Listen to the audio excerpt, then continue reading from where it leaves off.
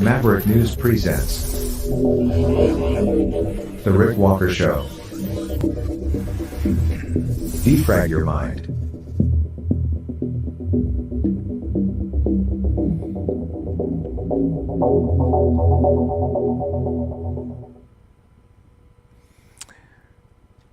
Shocking testimony at the public inquiry into foreign interference into Canadian elections. The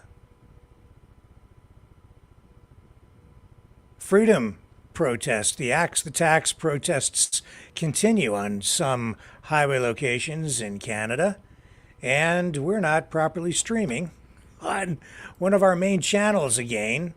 So I'm going to take a break here for just a moment and fix this for everyone. I don't know why it's not why it didn't catch, but I will be right back. Stay with me. I'll run this in the meantime. Just you know what? I'm going to throw the slide up and the music, and we'll start all over again in about 60 seconds. Stay with me.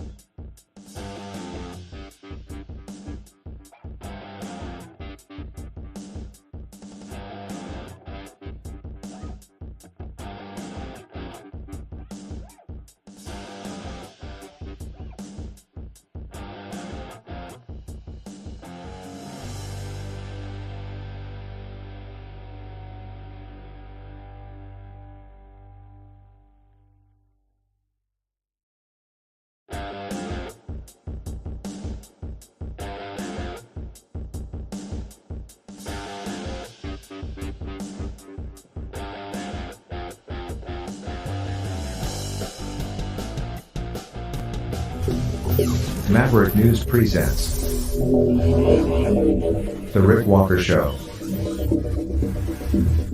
Defrag your mind.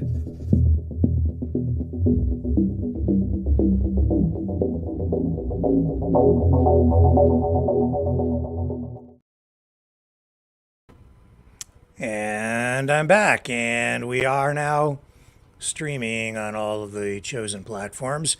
Great to have everybody back here tonight. Thank you for joining me.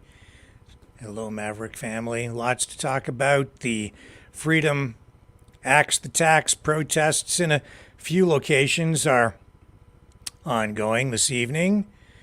We'll update you on that. And shocking testimony today at the inquiry into foreign interference into Canada's election process. We'll update you on that.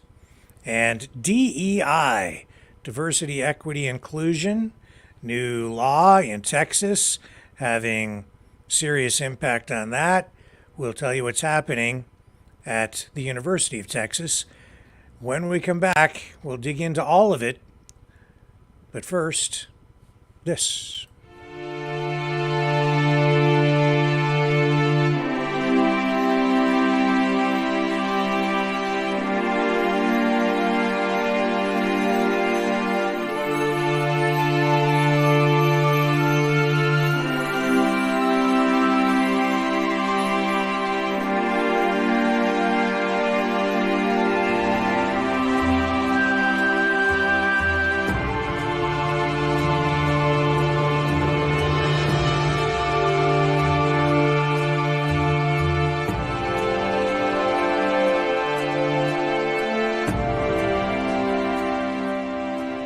Maverick News. The world is watching.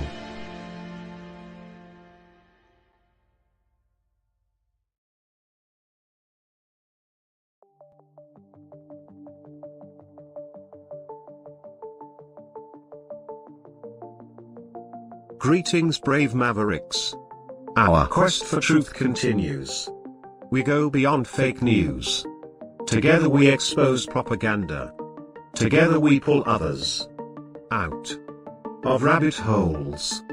We are maverick thinkers.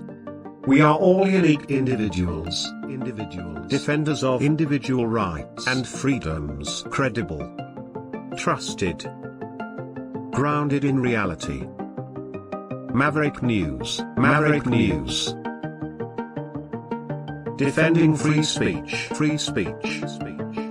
Donate at freedomreporters.com. Do it now. Tomorrow may be too late.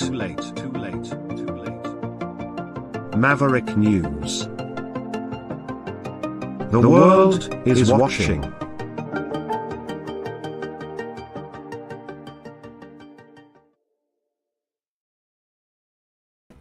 So let's start with this foreign interference stuff.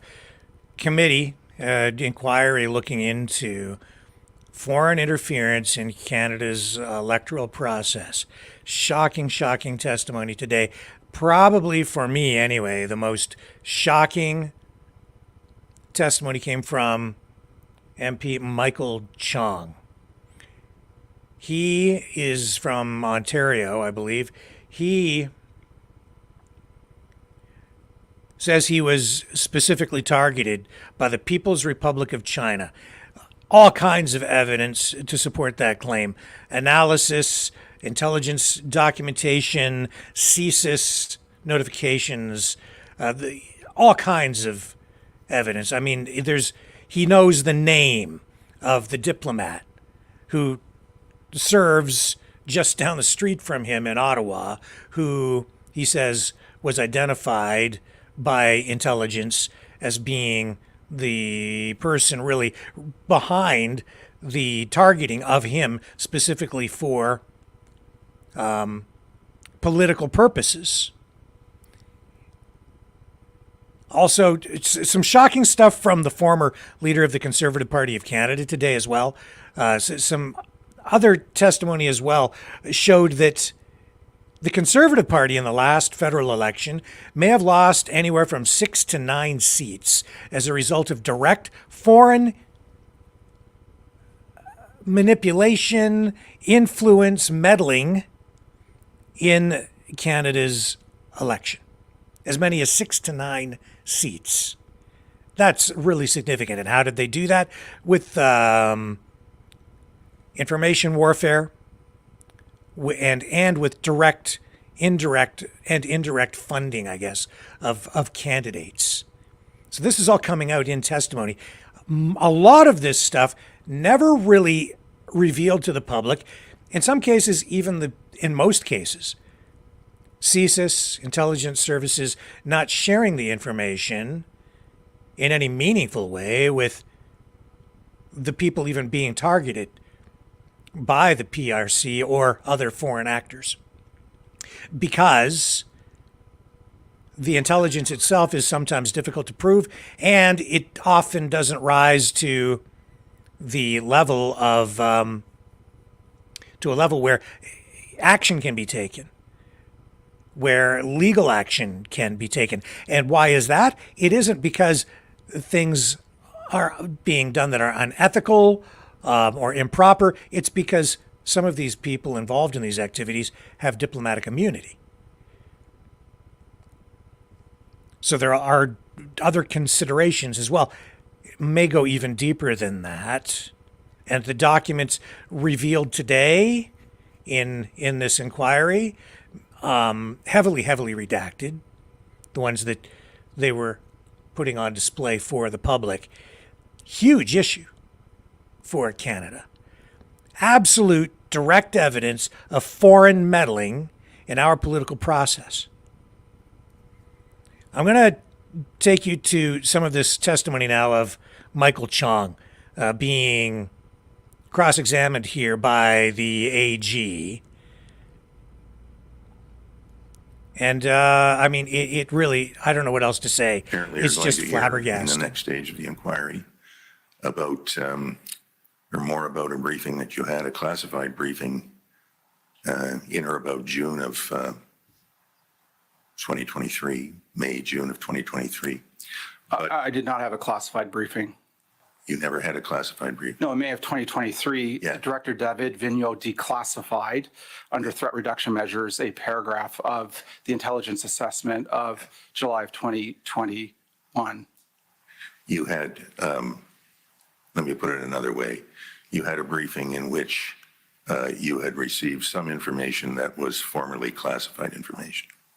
That's correct. One paragraph that was declassified. Whereas in the previous briefings, that did not occur. That's correct. Right. And my understanding is you had maybe 4 or 5 of those briefings, those other briefings prior to the May or June of 2023 briefing. Is that fair? No, No? that's It not is correct. what I had you one tell me. briefing from CSIS of general application in the summer of 2021 about foreign interference threat activities here on Canadian soil. That briefing took place in Toronto. That briefing was of general application. My understanding, I was the first member of parliament to be briefed in this way. And that briefing did not contain any information about any threats directed toward me. I just want to be clear because we may hear more about this later, but your evidence is that you had only one briefing prior to the briefing in May or That's June of correct. 2023. Yes. All right, thank you. And you used the word targeted.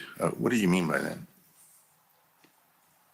You said you were targeted. You became aware that you were targeted. What do you Yeah. mean by targeted? So what I mean by that is a consular official by the name of Mr. Wei Zhou, who was accredited by the government of Canada and accorded rights that ordinary Canadian citizens do not have, diplomatic rights under the Vienna Convention, that it shield them from certain types of prosecutions that Canadians are not afforded to, was gathering information about me and my family to pass along to the Ministry of State Security, which is the ministry in Beijing responsible for Beijing's secret police, in order to potentially further target me and my extended family.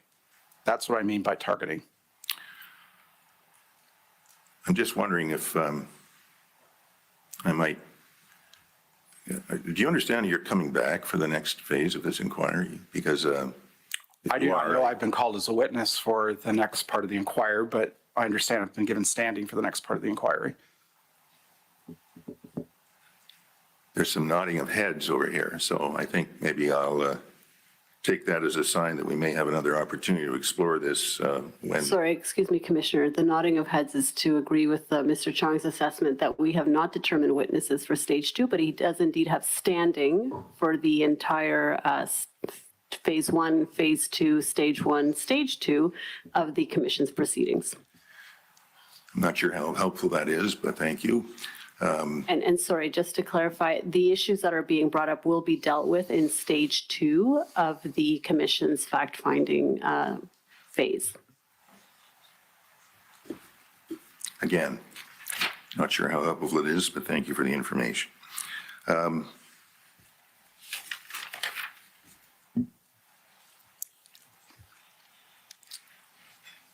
Sorry, just let me check my note.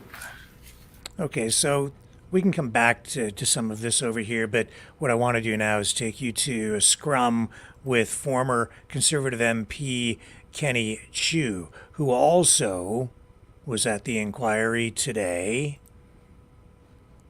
And again, some of this stuff just, it really reveals big cracks in Canadian security with regard to election integrity, not so much in the way that the votes are tallied and so on, but in the way that candidates are targeted potentially. Not potentially, they were targeted.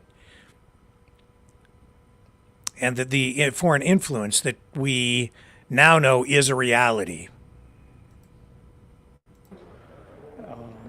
And I was disappointed that all along, the government of Canada, through all these agencies, have access and realize what is happening covertly.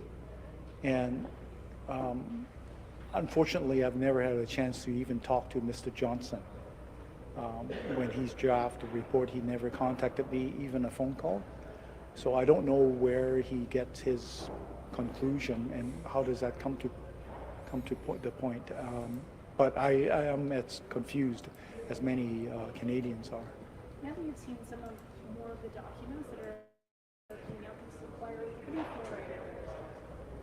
As I have expressed at the end of the council questioning, I feel betrayed because when I jumped into public office, I know it's difficult, it's taxing on my family, it's going to be a huge challenge for myself, and given my view on democracy and human dignity and human rights, and the fact that I'm not willing to compromise, it would be difficult vis-a-vis China policy. But I thought I would have the back by my government, and especially the Prime Minister. Soon after the election, he mentioned all these organizations, the Panel of Five, and Site Task Force, and CIRA, NCCOP, and all these.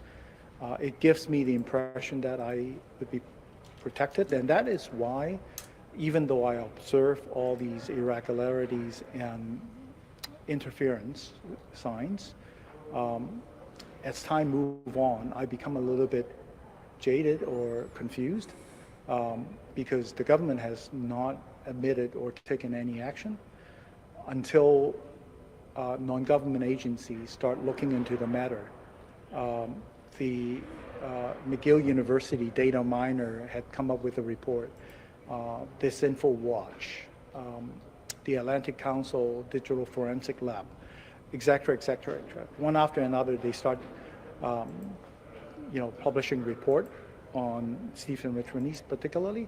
I started having a little bit more confidence and faith that I wasn't hallucinating, and then the whistleblower, the CSIS whistleblower, and what led to the public inquiry had now, I hope, proven to people that I was not a Donald Trump like MP Jennifer O'Connor had accused me of, that things are actually happening, and it would be smart for Canada to do something different to protect ourselves.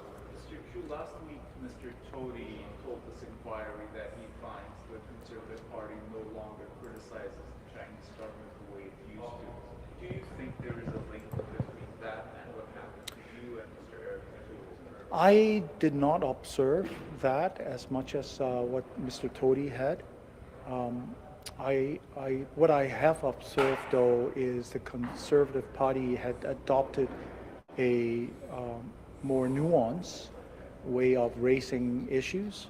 You would notice that they start using CCP more often, Beijing more direct, and avoid referencing China, just so that our opponents would not be able to conflate Chinese China to the race, to the state.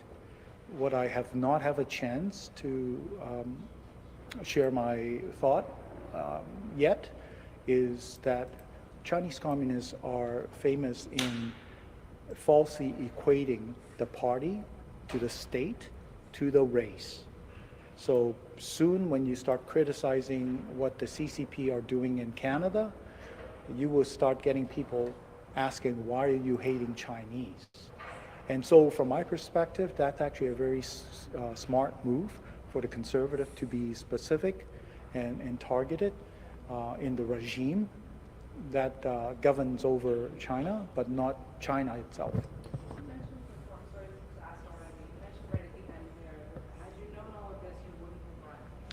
I may not have run. What about again? Would you run again? Tell me when the next election is, and tell me by then what would have changed, and perhaps I will be more in a better position to answer you that question. I don't know when the next election is. We don't know what the government would have put in place to safeguard candidates such as myself. So that's, so I don't know. But it would be dependent on that. That decision would be dependent on putting more. No, not necessarily. It will be a significant decision that my family and I will have to make. Perhaps, for example, we have decided that it's still worth the risk, that even though that we are not sufficiently protected, that we will do it again. I'm just not in the position to answer that. Just thought I understand correctly. You were asked what you had learned today at the inquiry, and my understanding was that a lot of what was said are things that you already knew, but what we've learned is that Ottawa knew them too, that this was being reported on, this is being gathered. Yeah, that is correct. All along, the RRM, Panel of Five, Site Task Force, all these have been paying attention to, and yet, from my perspective, the government are not taking any action, not even when the Conservative Party of Canada had contacted Site Task Force, and they still have not taken action. Maybe the threshold is too high, or maybe there are other more nefarious reasons. I cannot prevent from asking myself, if I were a Liberal member of Parliament, would the situation have been different? And given, as I have testified, that the Prime Minister, the Liberal Party members have continuing using hiding behind, from my perspective, racism, anti-China, anti-Asian as excuse from answering legitimate questions. I cannot avoid to be a little bit more partisan than I should have been. Just to clarify one thing, you mentioned when you were talking about how you felt like you were drowning and they were standing by and watching and you didn't want a warning, but you wanted someone to help. When was that warning given to you? Was that before the election? There was no warning. There was no warning. I'm saying even if the Site Task Force has deemed the threshold it's met, all it will do, from my understanding, is triggering a notification. So you're saying you didn't get any warning? That would have been akin to telling somebody who's drowning, hey, you're drowning. And that's just not only that it's unfair, but it's also very dangerous. Just like Mr. O'Toole said, even one riding, even one vote is being interfered by a foreign regime. That would not be good for Canada's democracy. At what time do you decide to join this hearing? You seem very traumatized by the whole process, right? Is that interfering you to decide? I have been summoned. I have made the conscious choice not to join it proactively. I did not have the confidence that it will bring about the positive changes that I would like to see. And it's counterintuitive for me to expose myself further, given the situation that I am already in. So I did not apply, but the Judge Hogue had decided to summon me. I have no other choice but to appear. And if I just, on the topic of we went into was covered a lot yesterday, and O'Toole kind of mentioned that the focus was more on whether or not the foreign interference had changed the overall outcome. But we also saw that there's a lot of this interference is happening at the nomination process level, and if those are safe ridings, it doesn't change the outcome. But do you think that there needs to be more scrutiny or oversight in how those are run, or to at least ensure that the people voting in them are at least permanent residents? That would be a debate that Canadians, would like to engage ourselves in. I've been involved long enough when we Conservative debated whether to open up our membership base to allow non-citizen London immigrant to join the party, and because we want to welcome prospective future Canadians to get involved. And yes, it could potentially open up for foreign special interest powers to meddle with our business. But again, this is something that Canadians will have to decide where the balance is. Yeah. So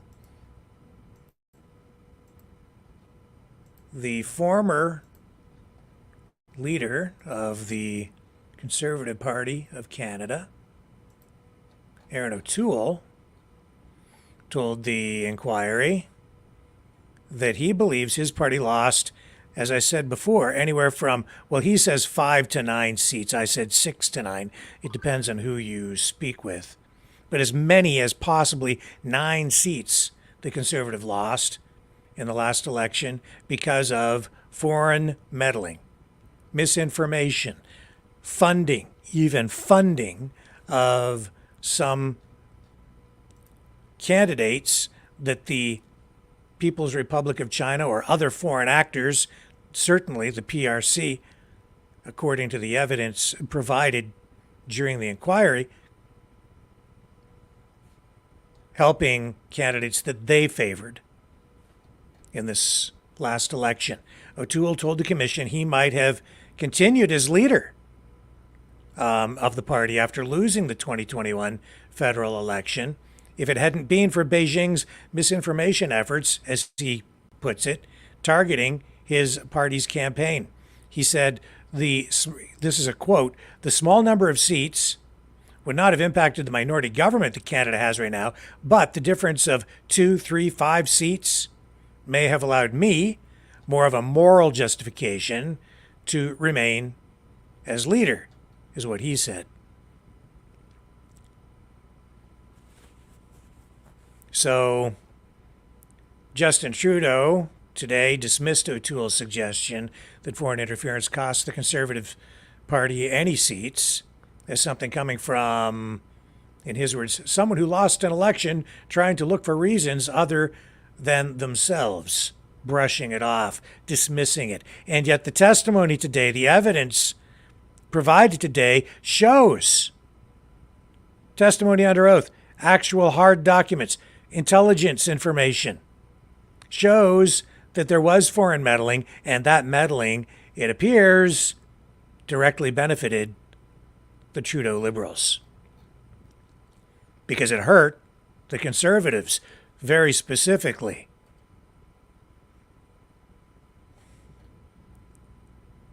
The Commission and Council cited policy promises in the 2021 Conservative platform, which explained how it would approach China, and O'Toole was asked if those pledges might provide some sort of explanation why the Conservatives lost those seats. The CPC platform, the Conservative Party of Canada platform, at that time promised to recognize the Uyghur genocide, ban imports that are manufactured with forced and enslaved Uyghur labor, and ban Chinese mobile company Huawei from Canada's 5G infrastructure. Gee, do you think maybe there's some sort of incentive there for the PRC to get involved? Yeah, I'd say there's extreme incentive there. And yeah, documents, it's all laid out in documents as well, intelligence documents. But a lot of that information, well, very, very little of it actually shared with any of the targeted candidates or even the party leaders. So, like, and when I say party leaders, I mean not necessarily Justin Trudeau. It isn't really clear at this time how much, I would say, Trudeau knew, but we do know the government was aware that this stuff was going on, and no action, no meaningful action has been taken even now to combat this. We are, however, in the process now of learning more, and this information hopefully will be taken and put to good use so that we can deal with these issues. I just want to bring up the mandate of the commission. Let me just find it here for you so I can show you. Here it is. Here's the commission's mandate. This is what they're doing. I believe this is the 8th day now, and this is the most shocking testimony so far. Just lays it right out. The Foreign Interference Commission will examine and assess the interference by China, Russia, and other foreign states or non-state actors, including any potential impacts, in order to confirm the integrity of and any impacts on the 43rd and 44th general elections, 2019 and 2021 elections, at the national and electoral district levels. The Commission will examine and assess the flow of information to senior decision makers, including elected officials, and between the security and intelligence threats to elections task force and the critical election incident public protocol panel during the election periods that led up to the 43rd and 44th general elections and in the weeks following those periods and actions taken in response. The Commission will also examine and assess the capacity of relevant federal departments, agencies, institutional structures, and governance processes to permit the Government of Canada to detect, deter, and counter any form of foreign interference directly or indirectly targeting Canada's democratic processes. Of course, that means public hearings. Then that information will be taken, as always, put into a report presented to government with recommendations, and then hopefully action is taken. Hopefully. It's not a trial, it's an inquiry. So it's not a place, again, where you would find anyone guilty necessarily of anything, but evidence coming out could lead to other legal actions down the road. Now, there was another member of Parliament today, Han Dong, Toronto MP, also affected by this, and bring up a clip of him here now, as this inquiry today, this session just wrapping up. Han Dong. Sir, do you accept that the People's Republic of China is attempting to interfere in Canadian democracy?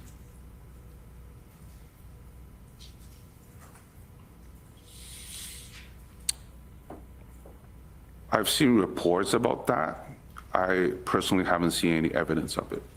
But this inquiry has heard evidence that CSIS believes Chinese state actors helped Han Dong win the 2019 Liberal nomination. The allegations center on a group of... Indeed.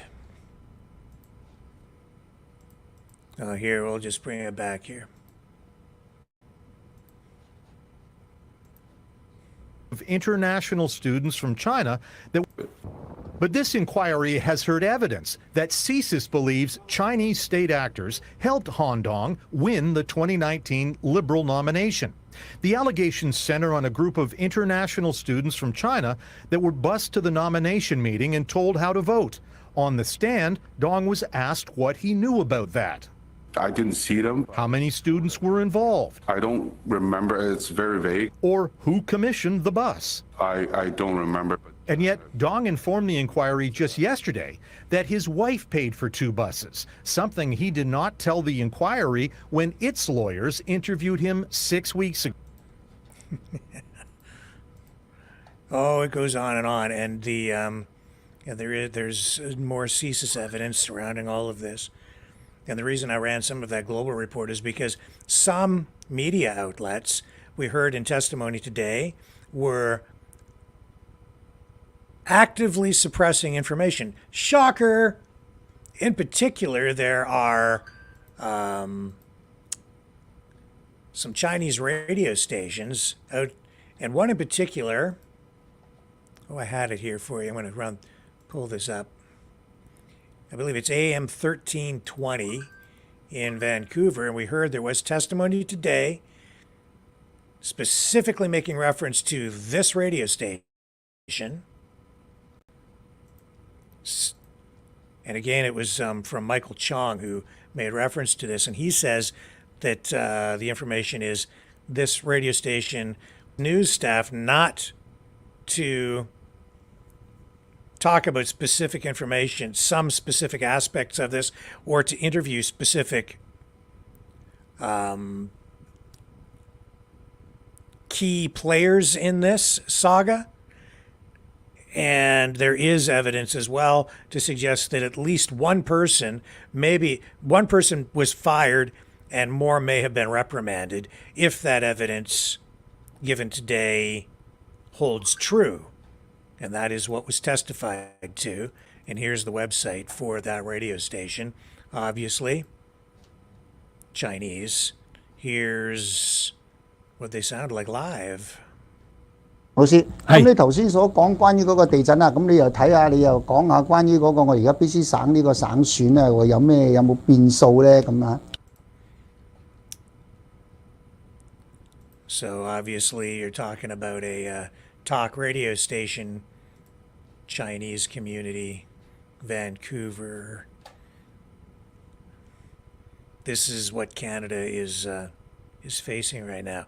Now, all of the leaders after the last election, even when this information became more public, they all agreed that the actual outcome of the election would not have changed even because of the foreign meddling. However, what we heard today, what I listened to, suggests that the impact from this is pretty serious. It's severe. And this is only what we know about.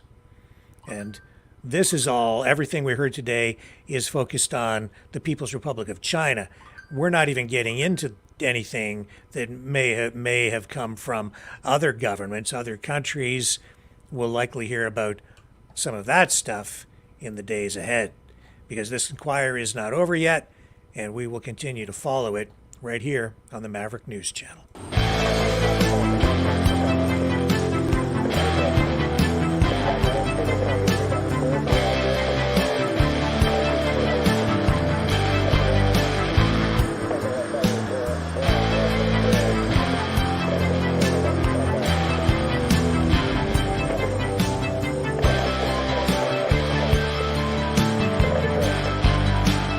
Maverick News. Fighting for freedom. One moment, just queuing up something else for you that might be of real interest, so stay with me. I'll be right back.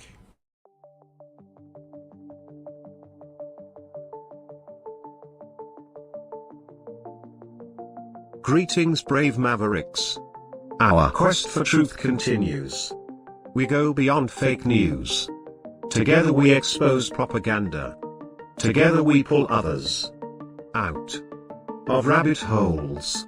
We are maverick thinkers. We are all unique individuals. Defenders of individual rights and freedoms. Credible. Trusted. Grounded in reality. Maverick News. Maverick News. Defending free speech. Free speech. Donate at freedomreporters.com. Do it now. Tomorrow may be too late. Maverick News. The world is watching.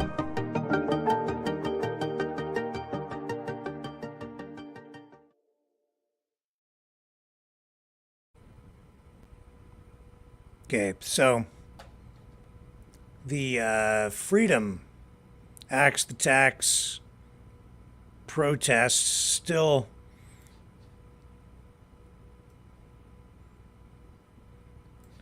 some protests going on a sort of I've got some other audio playing in my head. There's some new stuff coming in here. Just a moment.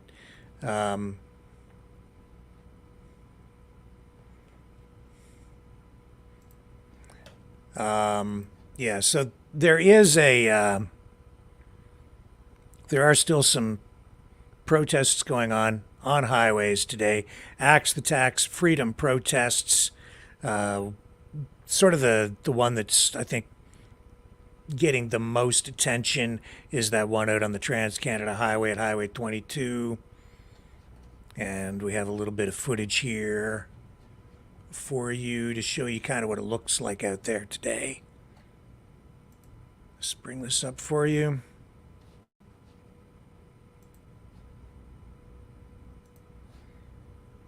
Okay, here we go. Hang on. Okay, here we go. Okay, this was earlier today. This is what it looks like. Where'd you come from? You were at Hope, BC, were you? Yes. So we got, look, oh, there's another Hope, BCer. Who's this? So this is in Alberta. Hello, Joe, we gotta go, me oh my oh. There you go. You can just randomly meet anybody here, eh? Oh, it's so awesome. Right? So, yeah, so we got people from Hope, BC that came in. We got people from Welsh that came in. People from Saskatchewan, people from Ontario. They're all here. Oh, hey, keep going away, kid.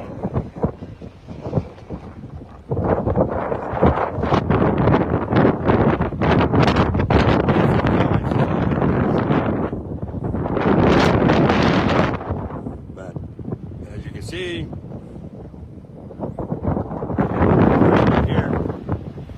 Okay, so that's what it looked like today. And I don't know what we're going to be hearing here, but we have access to this right now.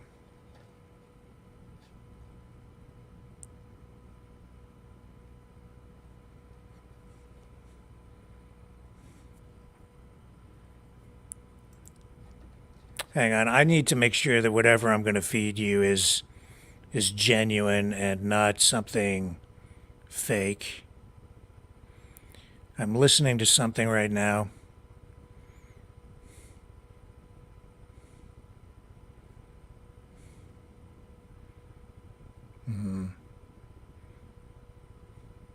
I'm not really sure if I should show you this or not.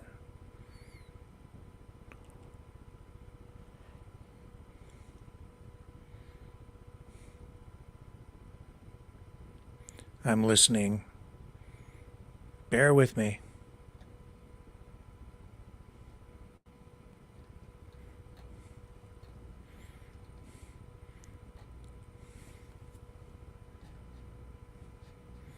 Okay, let me run this little promo here. I'm going to make an assessment on this, and then when we come back, I'll decide if it's something that's appropriate for us to run or not.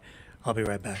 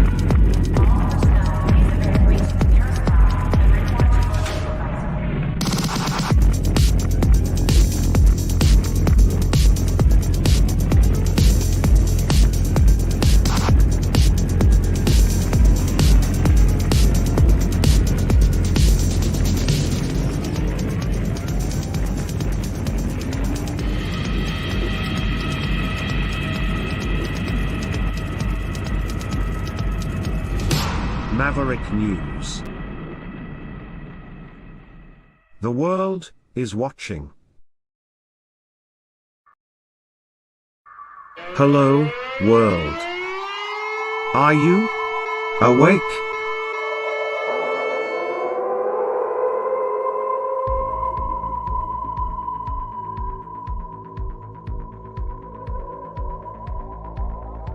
Uniting humankind by liberating millions of minds at a time. Maverick News.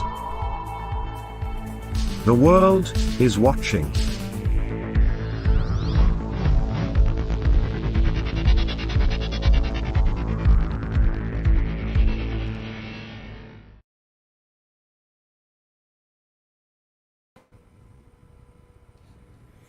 Yeah, I'm not going to run this. I'm not sure if I'm not sure if I should.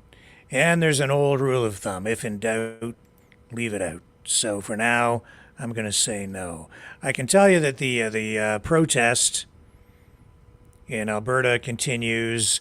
There was this sort of standoff thing that happened with police most of the day yesterday, with the police standing in the ditch.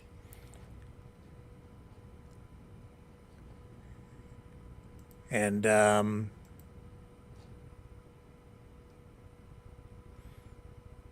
still got this thing playing in my head.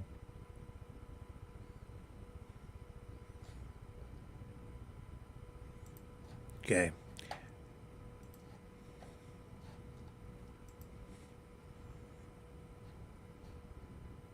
Okay. Sorry, this is very distracting while I'm trying to decide if I should run it. But no, I'm not going to run it. For about 6 or 7 different reasons. So until I resolve that, I'm just going to stay out of it. But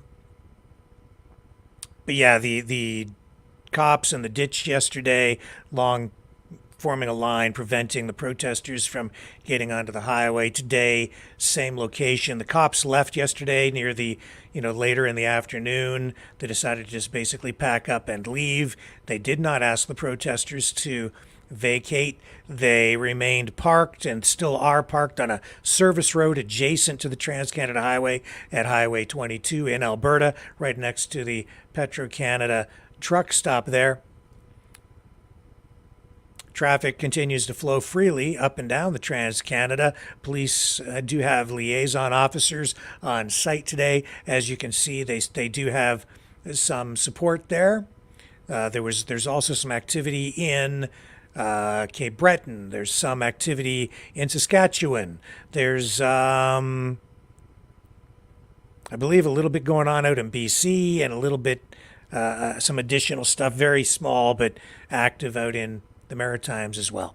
Do they have the numbers to achieve exactly what it is they want to do? I don't know. I know that they want more numbers, but the overall support from the public is not materializing in the way I think that the people behind this initiative had hoped. And we did bring you, pretty extensive coverage of this all yesterday. It continues now, and they are expected to continue to camp out overnight at these various locations. So that's kind of where it's at.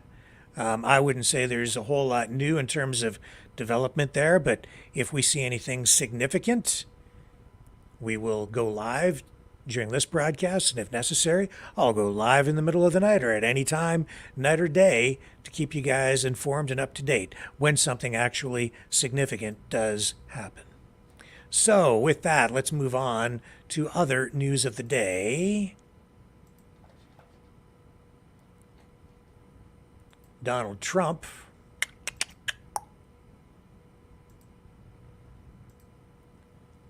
fighting back against all this lawfare, and he has now successfully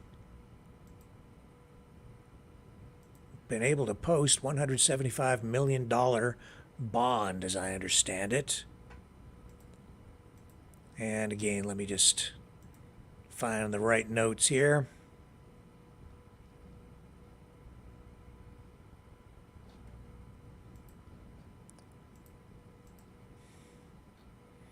Before we get into that, I've got this in front of me, so I'm gonna proceed with this story. Texas University, DEI, the University of Texas at Austin, has laid off dozens of employees.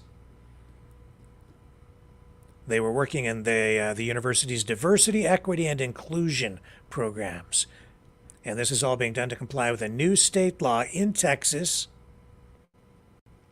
University of Texas at Austin President Jay Hartzell has announced that the school's division of campus and community engagement is being dissolved and its programs and funding transferred to other divisions. So this announcement comes as the university works to comply with this new Texas law that came into effect January 1st. It effectively dissolved DEI institutions at public colleges and universities throughout the state.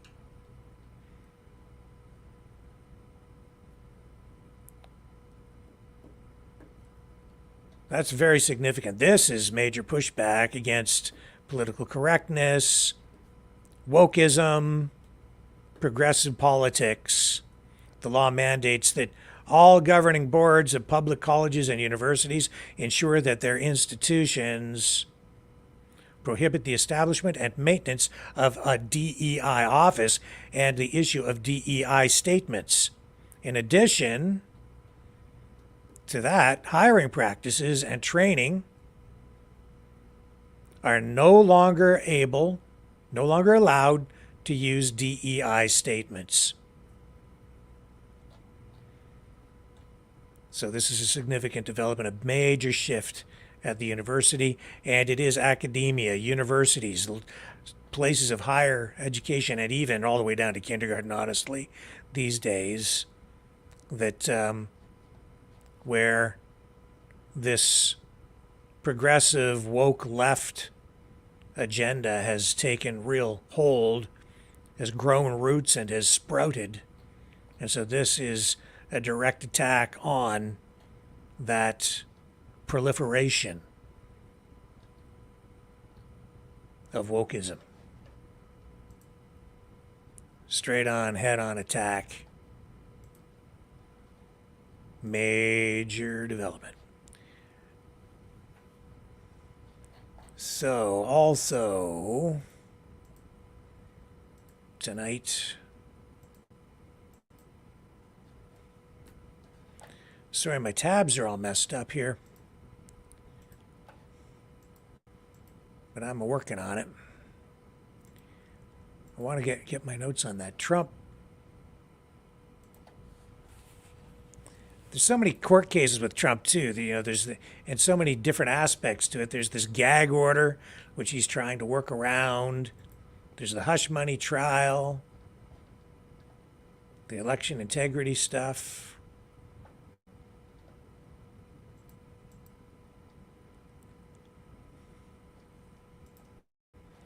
Too many things here. Let me just run this. I'm going to come right back.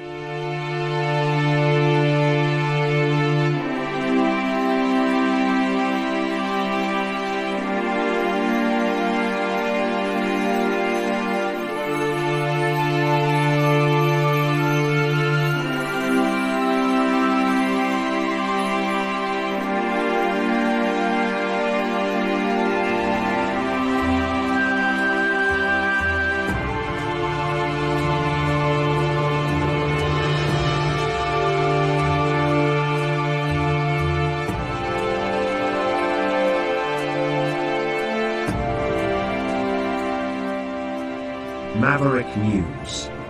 The world is watching.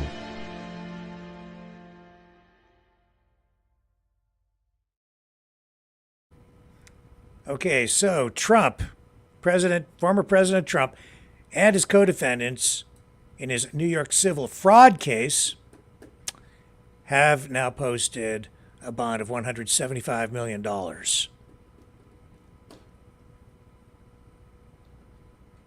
So this posting brings to an end this 6-week ordeal where we saw Trump scrambling to fight off the possible seizure of some of his properties or assets stemming from that $464 million judgment.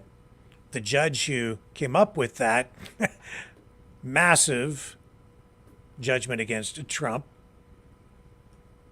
found that he had gained hundreds of millions through a years-long fraud scheme targeting banks and insurers. That's the way the court described the situation. Trump has been required to come up with this money to post bond to avoid enforcement of the judgment pending his appeal of this case. An attorney for Trump, Alina Habba, says Trump's payment was made as promised. She says he looks forward to vindicating his rights on appeal and overturning this unjust verdict. The bond was lowered by an appellate court from the $464 million figure to the $175 million figure back on the 25th of March. This came hours after Trump missed a grace period deadline extended by New York Attorney General Letitia James, whose office brought this case. Of course, Trump's legal woe is far from over. A spokesperson for Letitia James declined to comment today on this latest development. I think Trump's opponents were just hoping, praying, just eager to see him trip and fall and not come up with the cash. But there it is. He made the payment. So a lot of people. I hear I can hear the liberal tears are dropping now. The crying, the wailing. Oh, it's piercing my eardrums. I can hear it. The world's oldest man has died. He was 114 years old. Juan Vicente Perez Mora, the world's oldest man.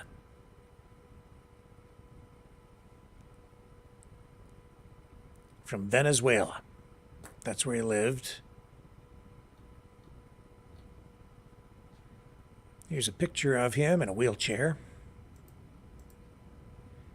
If I was 114 years old, I probably wouldn't want to. I don't know. That's, wow. 114.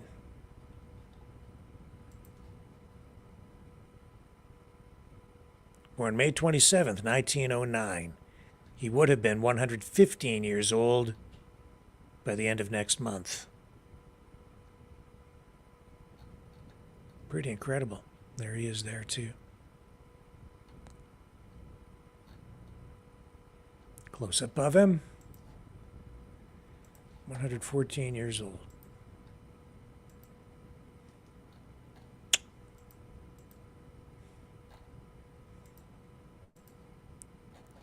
So, we've got all that going on.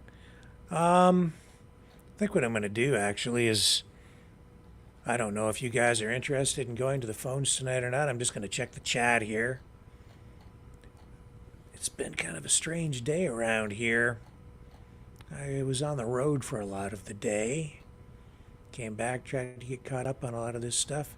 You let me know in the chat. Anybody interested in doing the telephone thing? I can crank that up if you guys are so inclined. I'll just check the chat and see what you're saying. Yeah, gold is climbing, says Robert. People looking at the financial picture here. You know what else is going off the charts? Bitcoin. Have you checked the price of Bitcoin? It's down a little bit today, but it has been on the rise, and it has been hitting new records, I believe. Certainly compared to a year ago, I think it's up to, in Canadian dollars, around 89,000 today. And where is it? Why is it not showing up on the screen? The only... Ah, that's why. Let me try again.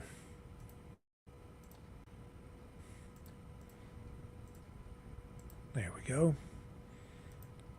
That'll show you the price of Bitcoin, I think. No? There it is, Bitcoin. Today's price, $89,322.12 Canadian.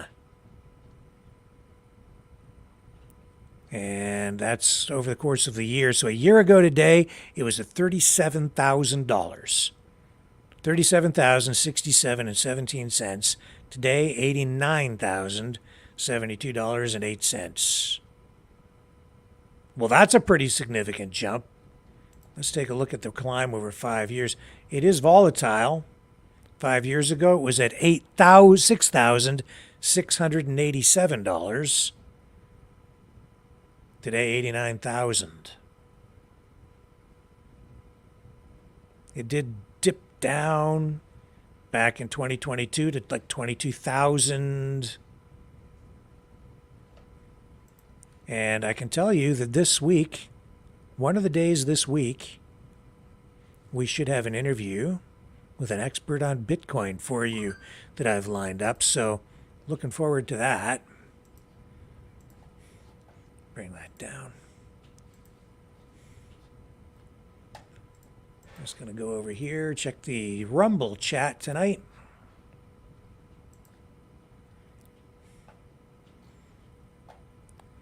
Oh, yeah, Bitcoin is down just a little bit. Johnny says Bitcoin is fake. A lot of people look at it that way.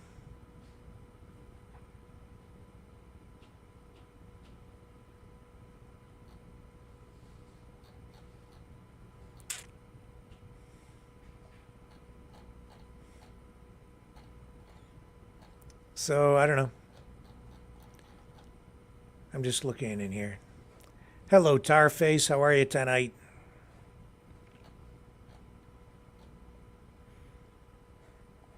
Yes, Raising Wolves. Taiwan did have a massive earthquake. People are missing, many killed. Yes. And we can update that for you.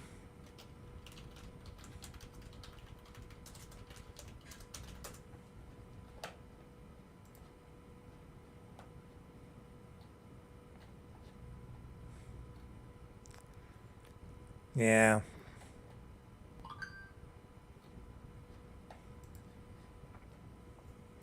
It's pretty incredible sights to see there. A lot of damage. Massive earthquake, killed 9, injured hundreds. People combing through the rubble. Scores of people missing. Experts say a bunch of aftershocks could make the search and rescue even more dangerous.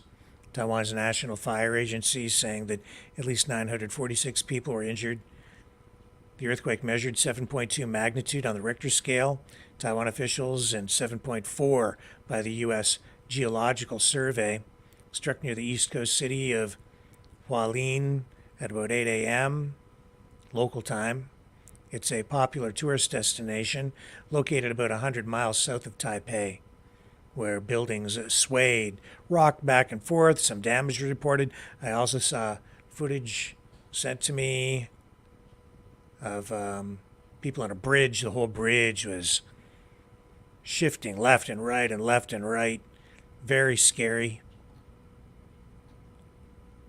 Just amazing. Absolutely amazing. We have some photos here that I think we can share with you of the damage.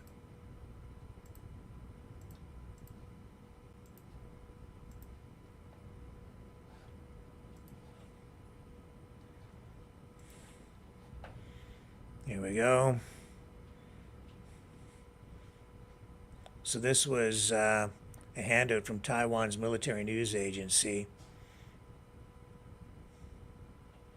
This photo, you can see the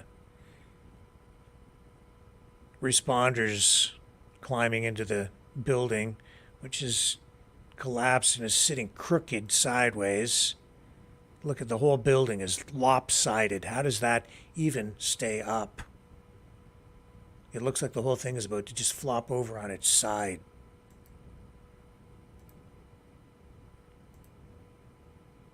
More damage there. That's at a high school.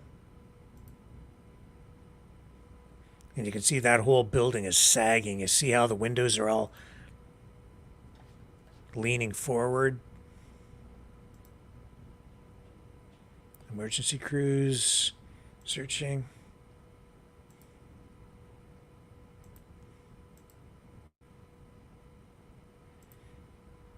Look at that.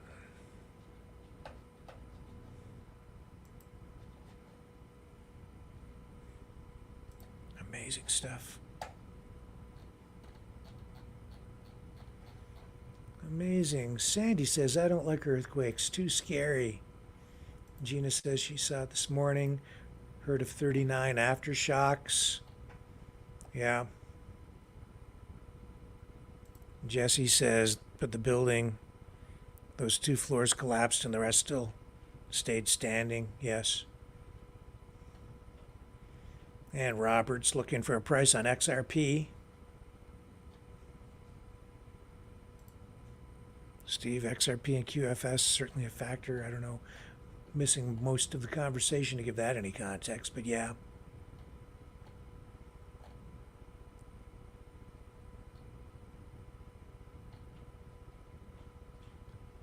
And Gina says she's so sick of all the BS.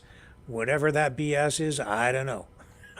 I haven't been following the chat enough to know exactly what Gina's talking about. But whatever it is, she's tired of it.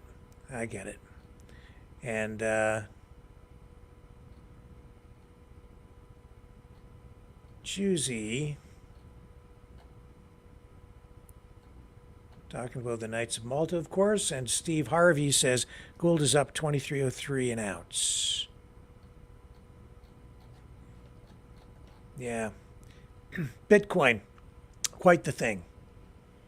Amazing, amazing roller coaster ride with that cryptocurrency.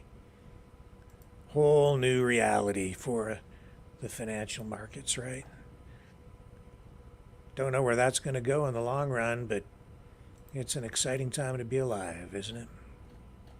I'll be right back. Stick with me.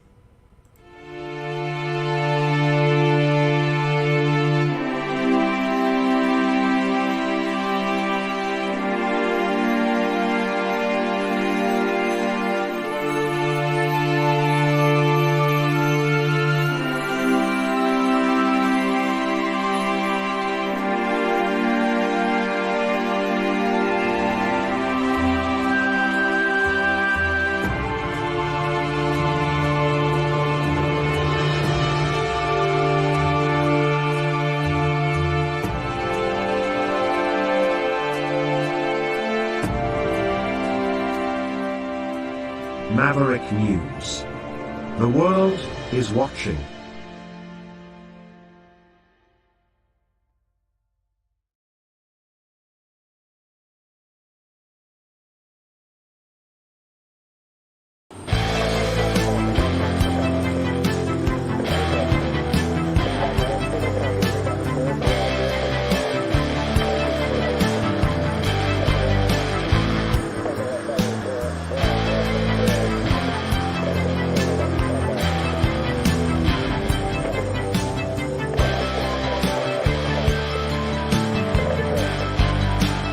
Maverick News.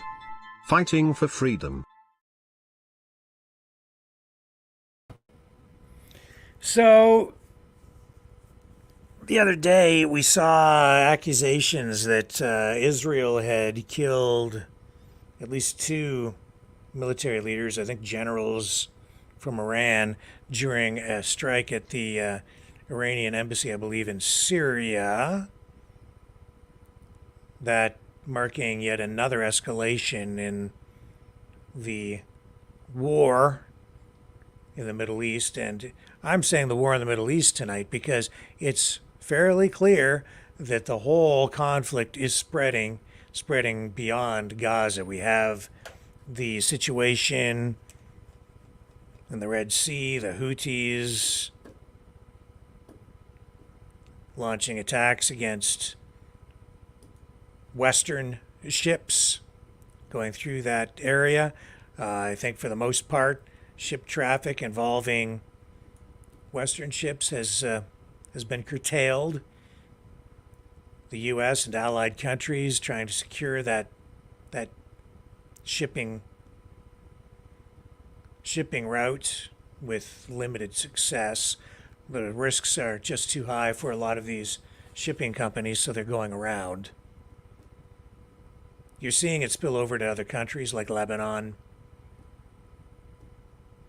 And now I'm seeing reports online as well. There are some people who are very concerned that Iran may actually launch some sort of attack against Israel within the next, say, 48 hours. Those are the reports that are out there. However, I should caution you that even though I'm sitting here telling you this, and I'm seeing things about this online, there's no proof that this is actually going to happen. This obviously has to be speculation, because we just never know for sure what's going to happen in the future. That being said, saber rattling going on, and I'm just letting you know, it does seem to be at least a credible possibility. So I share that with you tonight. Now,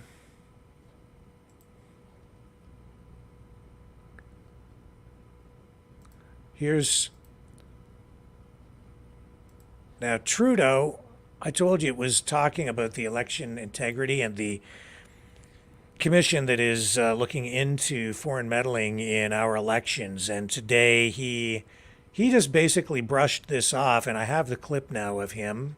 I believe this is it. Just sort of dismissing it. I think he's just saying he's ready to move on. And he's just calling the Conservatives a bunch of crybabies, basically. I'm paraphrasing. As though this is nothing to see here, folks, but I think maybe there is. This is him announcing another $15 billion for apartment construction loans. But then during the media scrum following, we got this. You didn't really answer the question in that, does this information change your opinion of Mr. Dong's fitness for caucus? And also... l'issue de ces élections. Let me just pick up the English portion right here. La commission d'enquête sur l'ingérence étrangère est en train de constitution les the ongoing foreign to the Liberal Party. When did you quote? Sorry, here we go. Continue to work together to deliver more housing. Mr. Dong told Chinese officials that even if the two Michaels were released right away, opposition parties would view the PRC's action as evidence a hardline strategy against China works. The document also said Mr. Dong provided advice on what might, quote, help to placate public opinion and provide valuable talking points to the Liberal Party. When did you learn of CSIS's account of these conversations, and does this information change your opinion of Mr. Dong's fitness for caucus? Foreign interference is a real challenge everywhere around the world. We know that certain countries and actors are engaged in trying to disrupt, in attempts to disrupt our institutions, our businesses, our economy, and our electoral processes. That's why in 2015, we started to work on protecting our country more from foreign interference. We created oversight bodies that watch both our elections process, that oversee all the work our national security agencies do, and we've continued to give them more and more tools.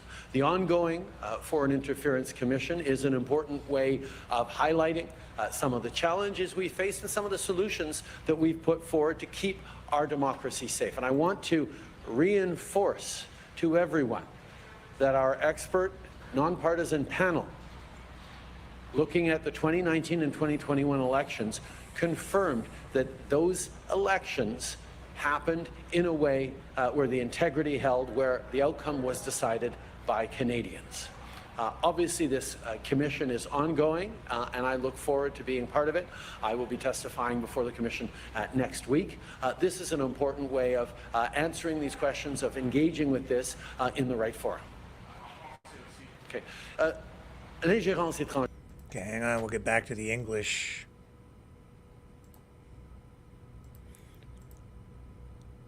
Here we go.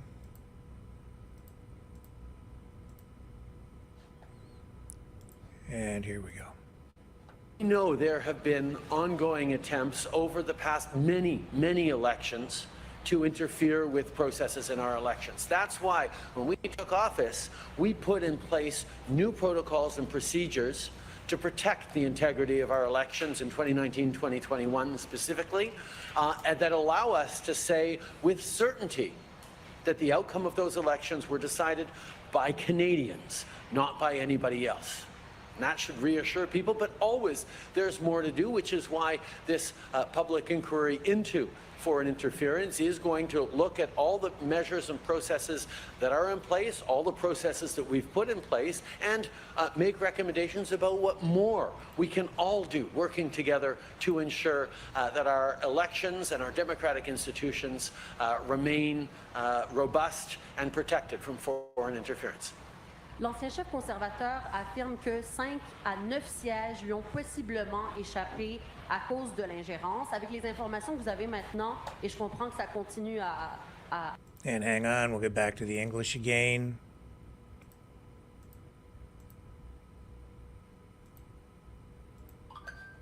Here we go. Des changements dans les résultats des élections, ni dans aucun siège à travers le pays.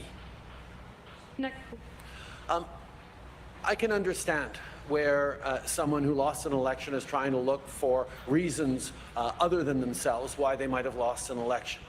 The reality is we put in place a panel formed by top independent public servants, a task force staffed by security officials throughout our intelligence and security services to ensure the integrity of the 2019-2021 elections. And the conclusion of all those mechanisms is unequivocally that the elections integrity held, that not a single riding or the result of the overall election was impacted or changed because of foreign interference.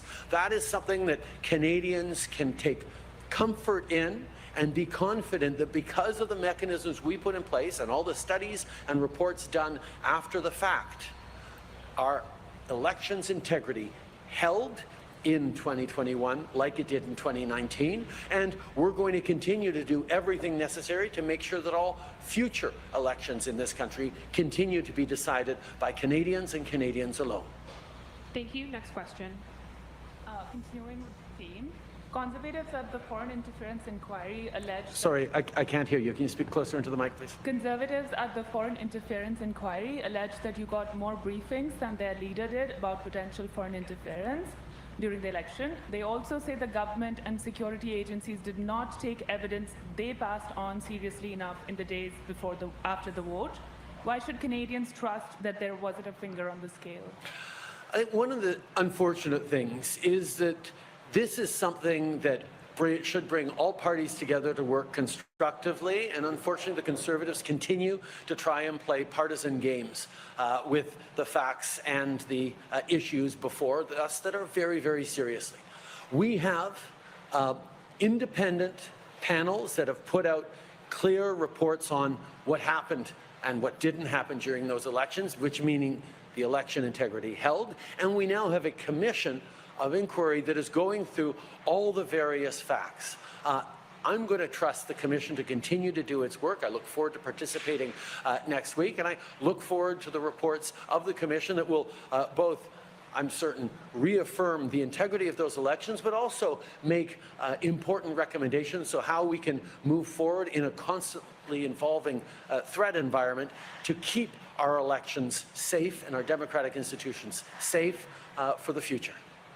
Thank you. About today's event, Doug Ford and other premiers have rejected the conditions laid out. Okay. So we'll hang in there for a little while. If you want to call and join the conversation, you can do that at 1-519-401-1373. That is, that should not cost you a penny if you call, certainly from within Canada. 519-401-1373. Let me cue this up, and this is the number to call again. Okay, Mavericks, it's call-in time. Join the conversation. Call now. 1-519-401-1373.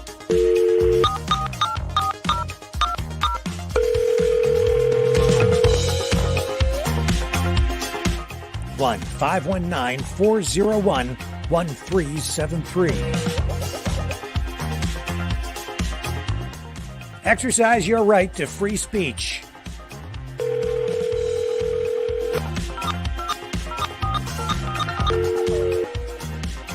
That's 1-519-401-1373.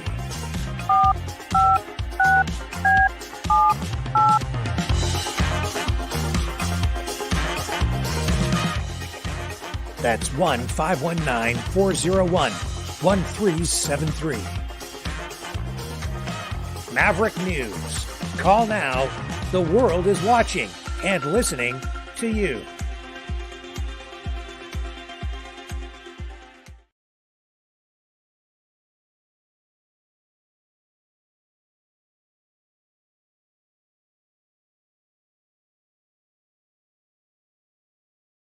The information war is raging. Truth without integrity is worth nothing. Maverick News. Because those who have power and those who seek it must be held accountable. The world is watching. Join our family of truth seekers. Donate today and add your voice to the chorus of Maverick Knights. Donate at maverickdonations.com. Truth. Integrity. It's the Maverick way.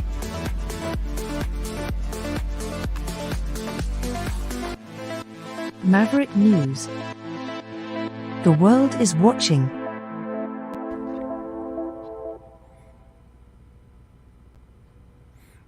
And we're back, and we have our first caller on the line. Who am I talking to tonight? You're talking to Sharon from Manitoba. Welcome back. How are you this evening? I'm well, Rick. And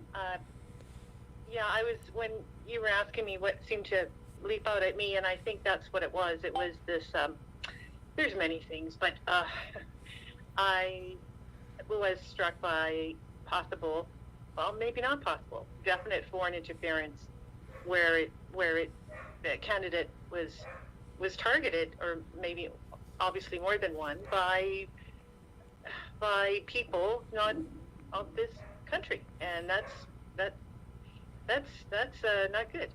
Obviously, we're dealing with China here because there's direct evidence of that.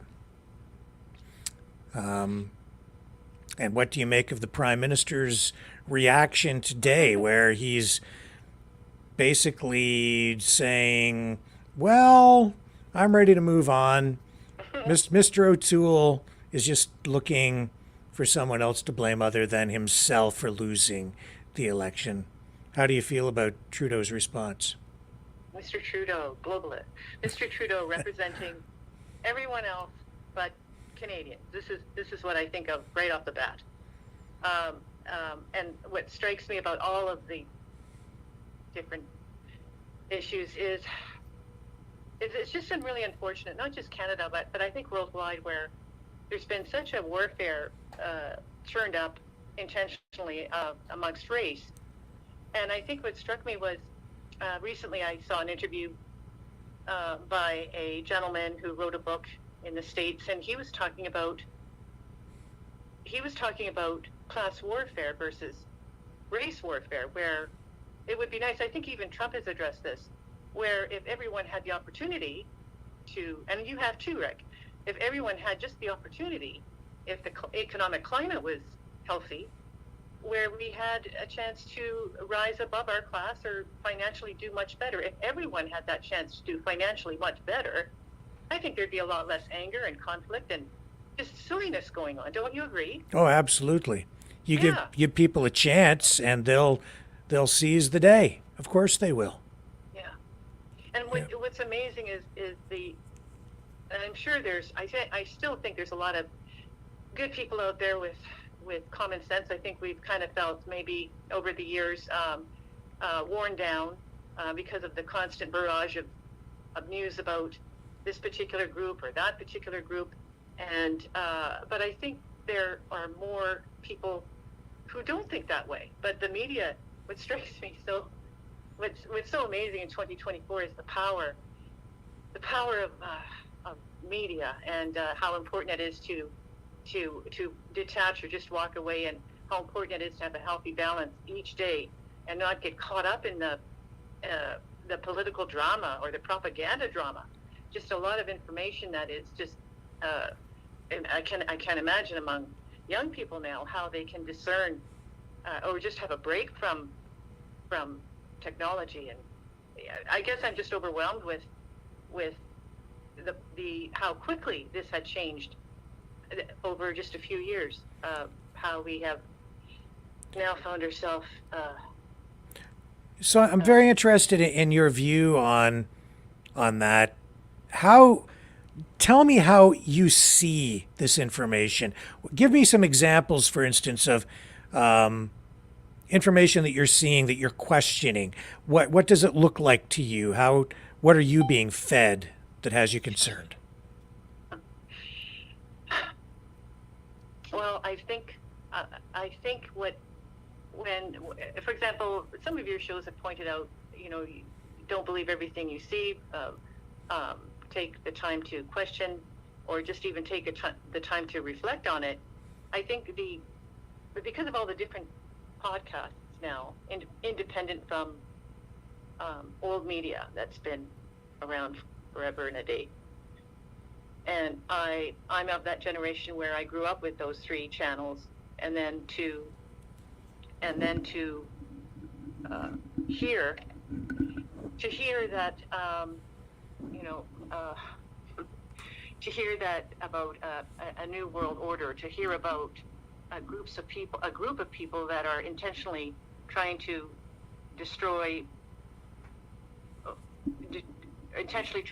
disrupt and destroy. Yeah. The majority of the people in this world for their own benefit is one thing that strikes me. And I think I'm just, sometimes when I watch the comments and I hear about Malta, and I hear about the Vatican, and I hear about how certain families have, this type of angle where everyone from, the judicial system to the police force to the Hollywood to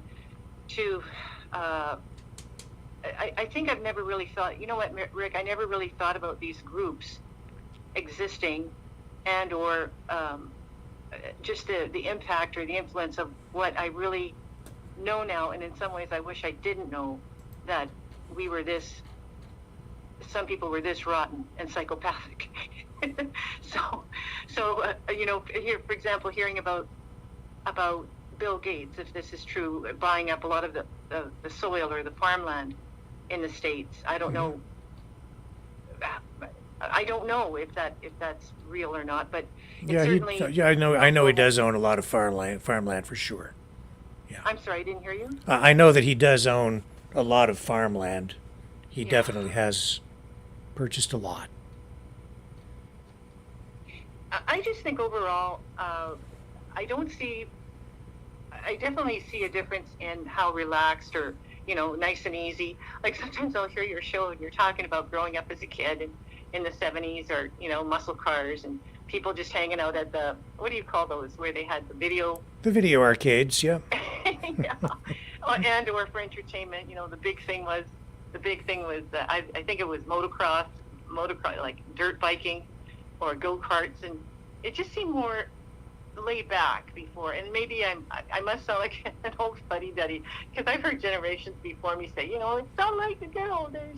Well, I know there's pros and cons to each generation, but I think it's much more dark now. Much more lack of tradition or just lack of know. And I don't blame the younger people, the lack of knowing what's acceptable or what is right. It seems like for example, I just can't imagine young families now. That's who I feel for, is these young families with young children not getting the same opportunity that you and I have or had. And this is what kind of bothers me a little. It makes me sad. But then at the same time, I remember you were saying things can change. It will take it will take time, a little bit more time, but things can turn around. We're not doomed. But sometimes I feel like we're doomed. But I know we're not doomed, but you know what I mean? Yeah. I was at the passport office today. I had to leave town. That's why I was on the road. And so I was up really early this morning because they have huge lines, and I wanted to get back to be with you guys tonight. So I was up at like 4 a.m. and on the highway. And anyway, it was, I got there, huge, to get in line outside the building. It's in a shopping mall, the passport office. So before the mall even opens, it's still dark outside. I'm waiting outside with some other people, and I meet this guy. And he was born in the U.S., moved to Canada a few years ago. Very interesting fellow, but he's exactly of that mind. He's like, it's just, we just have to go through this cycle where we have a couple rounds of government, and we're in this round with Trudeau right now, which is like, it's really bad.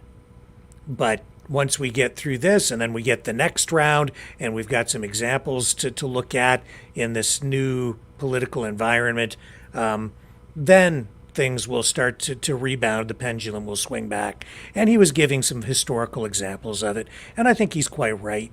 You know, give it time. The system will self-correct. Give it time. People will push for the right things. People blame everything on government, but it's also us, the people. We're to blame. And it's not saying that you're to blame, but a lot of people voted for Trudeau because they're all in on the woke politics. There are a lot of people who believe in that stuff, and it's getting us in a lot of trouble. But over time, the nuttiness of it all will flush itself out of the system, because after a while, you can only go around, denying reality for so long.